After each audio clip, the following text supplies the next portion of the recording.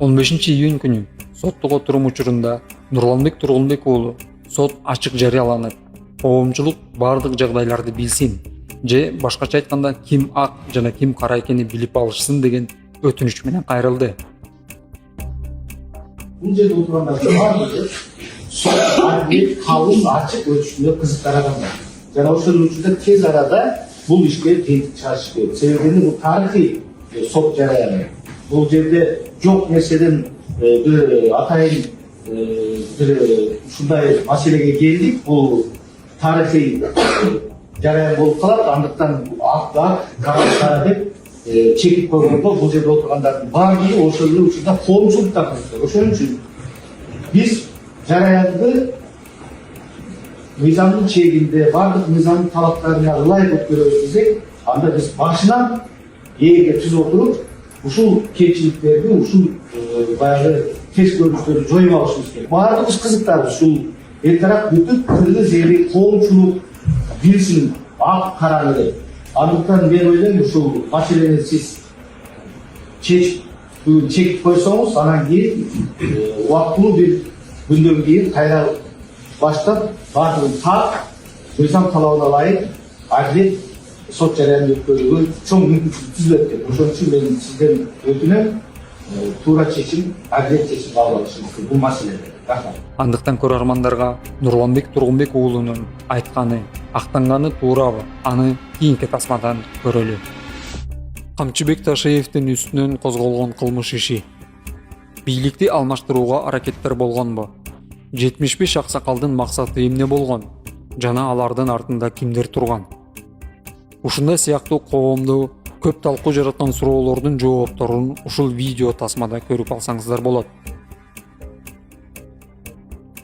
Улуттук коопсуздук мамлекеттик кызматынын мурунку жетекчиси Камчыбек Ташиевдин пландарынын негизинде өкүл атасы Бекболот Талгарбековдун жетекчилиги астында жана коомдук ишмерлер Эмилбек Узакбаев, Курманбек Дыйканбаев, Курсан Асанов, Аалы Карашевдин жана башка мамлекетке көрүнүктүү ар тармактын өкүлдөрүнөн турган топ түзүлүп, конституциялык түзүмдү ыдыратып, мөөнөтүнөн мурда коомчулуктун басымы менен шайлоону өткөзүп, президентти күтүүсүздөн алмаштыруу сценарийин ойлоп табышкан. Алар түзгөн план боюнча массалык маалымат каражаттары, жалданма журналисттер, социалдык тармактар жана аларды колдонуучулар аркылуу эл арасында ар кандай кептерди таратып, коомчулукту даярдоо кызматына журналист Нургазы Анаркуловду Камчыбек Ташиев дайындаган. Ал эми Жогорку Кеңеште Камчыбек Ташиевди аталыкка теңеп, генерал тараптабыз деген депутаттардын жардамы менен, башкача айтканда ошол учурдагы спикер Тургунбек уулу Нурланбек жана депутат Курманкул Зулушевдердин демилгеси менен 75 аксакалдын катын мыйзамдаштырууну мерчемдешкен.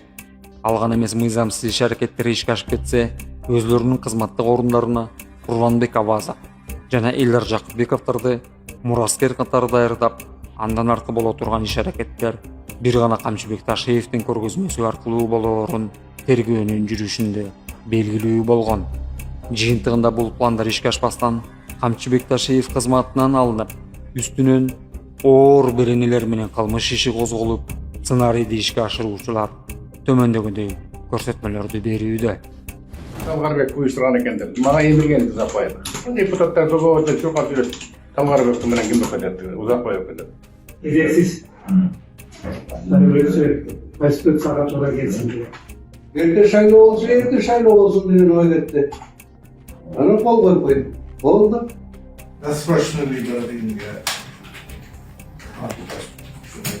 Мен фамилиям Восточный выборы. Кол койбосо болбой, койгула деп айтылды, мына ачыгын айтайын. Имтихан Узакбаев айтты. Кол койбосолор болбой, коюшуңар керек деп айтылды. Талгарбеков даярдады. Бул Талгарбековдун тапшырмасы деди. Бекболот Талгарбеков. Колдоп берсеңер деди. Тарап берип окуду. Саясий жетекчиликтен маалымат адамдар бар деп.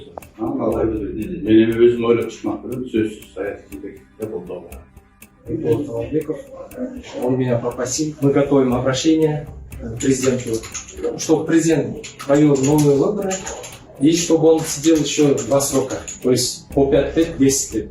Примерно 7 или 8 fevralda Emre Uzakbayevich telefon çaldı. Çığa koyuyorsun ben geleceğim dedi. Tekst bilen tanıştım. Anam bunun ne gereği var dep suradım. Surasam uşunu surandı, sizge kol koydurup jatan, mına bularında kol koyup berdi, kol koyup berseniz dedi. Sınıf ekitin azı gereği yok, önügü jakşı. Desem tekstin aktoru başka, men prosto sizge kol koydurup apart berem, zamçaynen aytardı. Şimdi mamule var. Mamule var. Men çalarım telefon. Buna tavır kızı çubuğu dedi. Ulan, ne var desem aytты. Eman özü çok söz bilet ediyoruz. Uyuştursa, yaratıyorsa. Alırsa, şunun tutsa uçuk etmedi. Görgende yok, bilgende yok. Men ne, iki başım vardı, bir başım vardı. Joğacak bilen arkadaş söyledi. Men sorup etsem, men jaman görüp aytып da, sen me iki dostu koldabaysın mı dedi. Действительно basım jasadı. Talgarbekov. Bek bolar. Senin masallarını soruyoruz, gel dedi. Картуга деген. Билярный. Давайте попросим президента СГО, чтобы провели досрочный выбор. Болды, я подписал. Ана много лет шүкерге қол қойдырып қой деді таныған бір. Мен де қол қойдырып қойдым. Соны мойныма аламын. Бек болады оны. Ясно. Он был будущий. Эмир Узакбаевда водитель болуп иштейм. 10 февралда Турдыбек Мамбетов деген досу келди. Досу келип бир папка берди. Ушуну жогорку кеңешке таштап койгула деп. Андан чыгып жогорку кеңешке барып катты таштадым. Картуга деген билярд. Нурманбек Диханбаев менен Жансүрөт Медетбек Ажол кісі дегенде олар президент Садыр Жапаровты колдогон адамдар. Мен кайгер Кыргызстан Жемирге көтөрдүм. Сөйлегенде согуш тартыштын иче баштаганы себеп болду.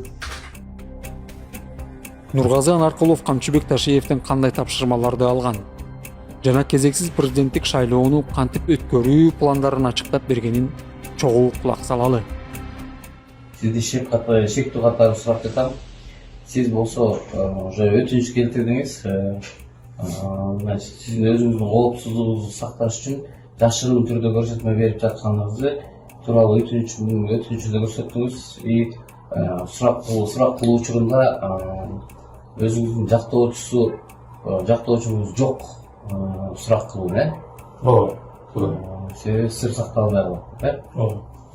Эми өзөгүнө өтө турган болсок, мен ушул жылдын 2026 жылдын 15 январында Камчыбек Ташиев телефон чалып, 10 январында 15 январында телефон аркылуу мени өзүнө чакырды. Биз анын кабинетинде 1 саатка жакын сүйлөшүп отурдук.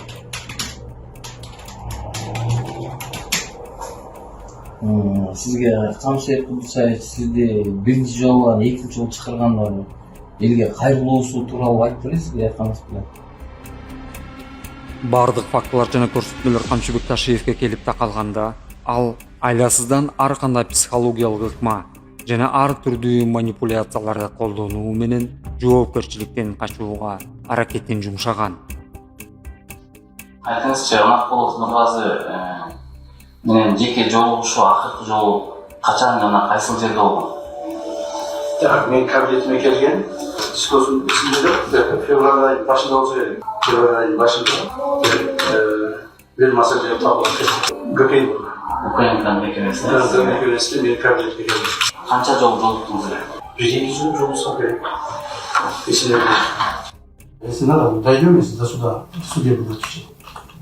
Я тоже уже начну понимать, нет уже.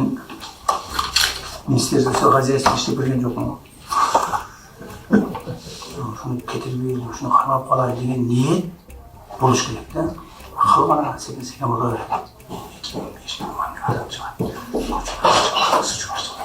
Все должно быть конфиденциально. Нельзя чипаться. Чипса я готов в любой момент официально выступать. В любой момент человек. Но азыркы затишье, это обманчивое затишье.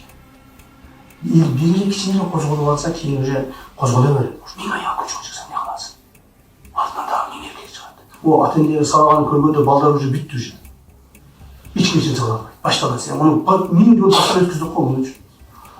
Қамаса 5 үй қамалады, 10 қамалады, 100 қамалады, елдер айтып отыр, қамаса 1000 қамайды, 9000 қала алса дейміз. Анан баяғыдай анан 2019-дай, 2011-12-дегидей жол тосмойлор, жол ачмайлар, аяқты басып алды, бияқты басып алды, ызычу урушталар. Или азыр возможно болуп тура дарбай болуп кетиши. Бияқта уже невозможно, тоқтата албай каласың дегенчи. Вот эти сегодняшние затишье обманчивые. Имей в виду. Мынау сізге баяғы жанағы келе компроватчылар жана башкалар тигер булар шакал ошол карап турат. Тергөө амалдарын жүргүзүлгөн учурда күбөлөрдүн өтүнүчүнүн негизинде тергөө купуялуулугун сактоо менен кылмыш иши жашыруун грифи менен тергелген. Эми соттун чечимине ылайык соттук отурумдар ачык болгонуна байланыштуу күбөлөр мамлекет тарабынан коргоого алынат.